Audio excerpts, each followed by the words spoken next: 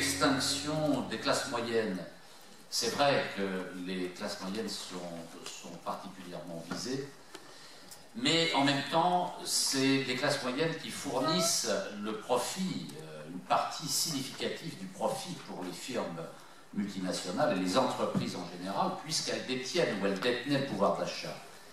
Alors la solution trouvée, qui n'est pas nouvelle, c'est d'organiser la priorité aux exportations. C'est depuis le tournant de la rivière de 81-82, il n'y a pas de changement. Nous sommes toujours dans cette orientation. Comme le capitalisme national ne peut plus tirer suffisamment de profit dans le cadre national, c'est la politique des exportations pour essayer de compenser la faiblesse du pouvoir d'achat national par des exportations. Sauf que ce système, ce modèle est valable quand il n'y a que quelques pays qui se fixent comme priorité les exportations. Mais comme tout le monde fait ça, ça s'annule. Et ça ne fait qu'aggraver la crise. Et nous sommes là, à ce moment, où le système est en train de se bloquer complètement, pour des issues, évidemment, incertaines. Sur la question du fascisme, bon, nous ne sommes pas d'accord sur l'analyse, il faut poursuivre la réflexion. Moi, je veux ajouter un argument ou deux. Le premier argument, c'est que, disons, la rhétorique antifasciste en France existe depuis bien plus de 20 ans. Et on voit qu'elle n'a eu aucun effet. Aucun effet. Donc je pense qu'il faut s'interroger sur l'efficacité de la rhétorique antifasciste. Parce que si elle était efficace, le Front National n'aurait pas atteint les scores qu'il atteint aujourd'hui. Donc il y a un problème d'efficacité. Ensuite, deuxième argument, le Front National, évidemment, c'est, je disais, l'histoire du chaperon rouge, c'est le loup qui se déguise en grand-mère pour attirer le chaperon rouge. On est d'accord. Et qu'il est capable, évidemment, une fois arrivé au pouvoir, de faire exactement ce qu'ont fait les partis fascistes en Italie et en Allemagne et en Espagne. Je pense que personne n'a d'illusion là-dessus. Mais ça n'est pas vécu comme cela, et ce n'est pas perçu comme cela par son électorat. L'électorat du Front National instrumentalise le Front National en quelque sorte. C'est-à-dire qu'il utilise cet instrument qu'est le Front National pour exprimer un mécontentement. Et ne pas voir ça et concentrer l'argumentation sur une rhétorique antifasciste ne peut que être inefficace, la preuve, mais en plus risque de consolider finalement et de faire réfléchir cet électorat qui instrumentalise le Front National en se demandant est-ce que la solution c'est pas le fascisme? Attention. Alors ensuite un autre argument, la dédiabolisation. Qui l'a fait, la dédiabolisation du FN? Les médias. C'est le FN lui-même d'abord.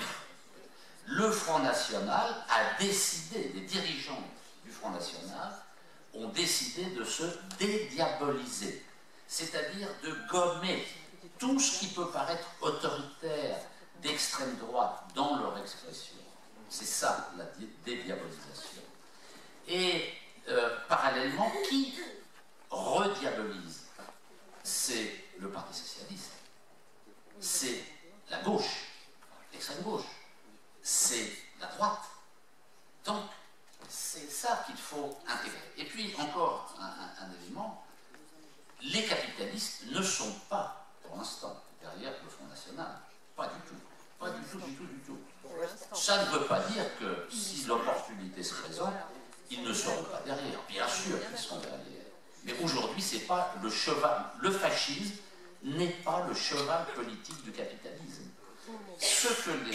La prochaine étape, ça n'est pas la prise du pouvoir par le Front National. C'est pas ça du tout le schéma politique. La prochaine étape, c'est un gouvernement d'unité nationale, PS-UNP, contre le fascisme. La rhétorique antifasciste alimente la préparation d'un gouvernement d'unité nationale, PS-UMP. Attention à ce piège dans lequel il ne faut pas tomber. Sur l'électorat de Mélenchon, pour nous, évidemment, c'est très intéressant que 66% de l'électorat de Mélenchon au présidentiel n'ait pas voté Front de gauche. Nous étions pour l'affaiblissement du Front de gauche. Nous sommes pour l'affaiblissement du Front de gauche aux élections, évidemment, puisqu'il était sur la base de l'autre Europe, de l'intérieur, l'euro est à nous, etc. Donc c'est un très beau succès qu'on ne va pas mettre à notre actif, parce que c'est pas seulement grâce à nous, je crois que nous avons contribué, mais c'est la pure logique, le pur bon sens. Donc c'est très intéressant ce résultat. 66% ne votent pas Front de gauche aux élections européennes, c'est excellent. Et en effet, il faut faire de l'éducation populaire auprès de ce public. Bien entendu, c'est l'évidence même, il n'y a pas besoin de le répéter, ça va de soi. Mais quelle éducation populaire? Pas pour leur expliquer qu'il faut s'abstenir aux élections européennes, ils viennent de le faire. Pas non plus pour leur dire qu'il faut sortir de l'euro de l'Union européenne, encore qu'il faut continuer à faire des petites piqûres de rappel, mais l'essentiel a été fait. Donc c'est pas ça qu'il faut faire. Il faut faire de l'éducation populaire sur toute autre chose. C'est de leur expliquer que maintenant, la prochaine étape, c'est de quitter le Front de gauche le plus vite possible. Ils sont dans une impasse. Il faut qu'ils viennent au LPEP. Voilà l'éducation populaire qu'il faut faire. Leur expliquer qu'ils doivent s'engager dans un parti démondialisateur, dans le parti démondialisateur qu'est le LPEP. Voilà l'éducation populaire que nous devons faire. Et puis, sur un dernier mot, ce que dit Rossana, je crois qu'elle a résumé d'une formule saisissante ce que nous cherchons à faire, c'est-à-dire avec notre force politique, le LPEP, et avec les alliances que nous voulons réaliser, c'est de bâtir un sujet politique nouveau. Bâtir un sujet politique nouveau. Voilà, c'est ça que nous voulons faire. J'ai oublié un petit truc sur le Front National. Je le dis maintenant, c'est un peu décalé. Mais quand on dit, oui, mais le Front National n'apparaît pas en tant que parti. Il apparaît en tant que mouvement bleu marine. Pourquoi? Parce que le Front National ne peut pas avoir d'alliance et il ne veut pas d'alliance. Et il essaye de créer un front où il y a le parti FN au centre et quelque chose de plus large. Mais c'est exactement ce que nous voulons faire, nous aussi, avec le CNRE. C'est la même logique, c'est-à-dire une logique dans laquelle il y a au cœur une force propulsive qui est le parti politique, au sein d'un ensemble plus vaste pour essayer de rassembler beaucoup plus largement. Une dernière précision sur cette histoire de fascisme. Évidemment qu'il faut se méfier du FN, évidemment qu'il ne faut pas être naïf sur ce qui constitue son origine idéologique et une partie de ses cadres. Mais pour être lucide intégralement, il faut également comprendre les énormes différences qu'il y a avec un parallèle simpliste avec les années 30. C'est-à-dire que pourquoi ça a entraîné des solutions radicales dans les années 30, ces partis fascistes? Mais parce que non seulement il l'était officiellement et il le déclarait tout à fait ouvertement, mais qu'en plus la population a suivi. C'est-à-dire qu'il y avait une population majoritaire qui ne croyait plus aux institutions démocratiques, représentatives et parlementaires, qui ne croyait plus aux partis politiques, qui ne croyait plus au fait qu'il puisse y avoir une résistance institutionnelle classique et républicaine au capitalisme, et qui ont suivi les partis fascistes. C'est-à-dire l'exact inverse de la dynamique actuelle qui porte le FN.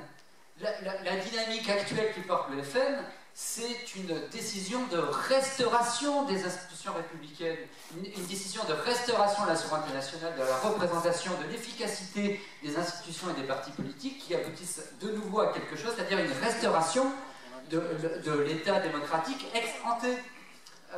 Et c'est ça qui porte le FN. Et c'est ce je vous invite à faire comme Sylvie, à savoir lire le dernier Christophe Guilly sur ce que signifie le changement actuel du FN et des classes populaires par rapport à ces questions-là. C'est-à-dire qu'elle se repolitise sur une base de restauration de la démocratie.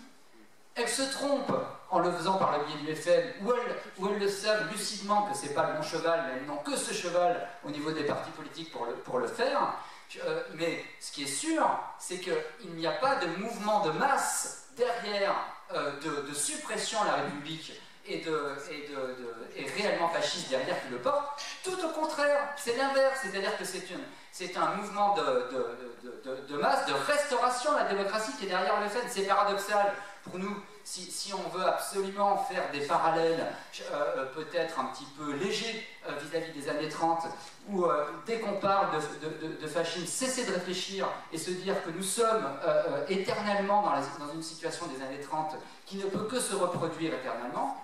Mais si on rebranche les connexions neuronales et qu'on décide de réfléchir réellement sur ce que représente la réalité des phénomènes politiques qui sont derrière, on ne peut que s'apercevoir de l'énorme contraste qu'il y a avec les années 30 par rapport à ces époques.